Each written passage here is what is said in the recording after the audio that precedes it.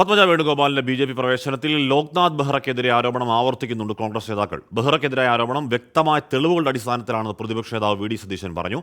എന്നാൽ ഇടനില നിന്നതിനെക്കുറിച്ച് അറിയില്ലെന്നും ബി.ജെ.പി. സർക്കാരിനെതിരെ ശക്തമായ നിലപാടാണ് സംസ്ഥാനം സ്വീകരിക്കുന്നതെന്നും മന്ത്രി മുഹമ്മദ് റിയാസ് മറുപടി നൽകി.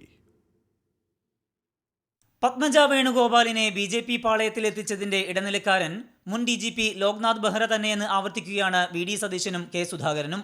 പിണറായി വിജയനും സംഘപരിവാറിനും ഇടയിലെ ഇടനിലക്കാരൻ ബെഹ്റയാണെന്നും തെളിവുകളുടെ അടിസ്ഥാനത്തിലാണ് ആരോപണങ്ങൾ ഉന്നയിക്കുന്നത് എന്നും പ്രതിപക്ഷ നേതാവ്. ബെഹ്റയ്ക്ക് അതിൽ പങ്കുള്ള കാര്യത്തെക്കുറിച്ച് ഞങ്ങൾക്ക് കൃത്യമായ ബോധ്യമുള്ളതുകൊണ്ടാണ് ഞങ്ങളുടെ തെളിവുകളുണ്ട്, ഇവര് നിഷേധിക്കേണ്ട അല്ലെന്ന് പറയട്ടെ, ഞങ്ങൾ ആ തെളിവുകൾ ഹാജരാക്കാം.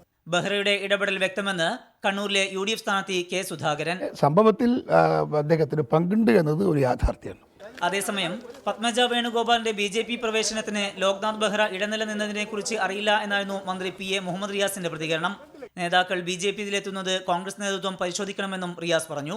കോൺഗ്രസിൽ നിന്നും ആളുകൾ ഇങ്ങനെ പോകുന്നതിൽ യഥാർത്ഥത്തിൽ എന്താണ് കാരണമെന്ന് കോൺഗ്രസ് പാർട്ടിയുടെ നേതൃത്വം പഠിച്ച് അത് തിരുത്താനാണ് അവർ തയ്യാറാവേണ്ടത്. ബി.ജെ.പി. ഗവൺമെന്റിനോട് പോരാടാൻ തയ്യാറുള്ളവരാണ് കേരളത്തിൽ LDF ഗവൺമെന്റ്. അത് പൊളിക്കാൻ വേണ്ടി ഇജ്ജാതി വർത്താനം പറഞ്ഞുകൊണ്ടൊന്നും ഒരു കാര്യമില്ല. അതൊക്കെ ജനങ്ങൾക്ക് അറിയുന്ന കാര്യം. പത്മജയുടെ ബി.ജെ.പി. പ്രവേശനവുമായി ബന്ധപ്പെട്ട് UDF LDF പോര് മുറുകുകയാണ്. 24 കോഴിക്കോട്.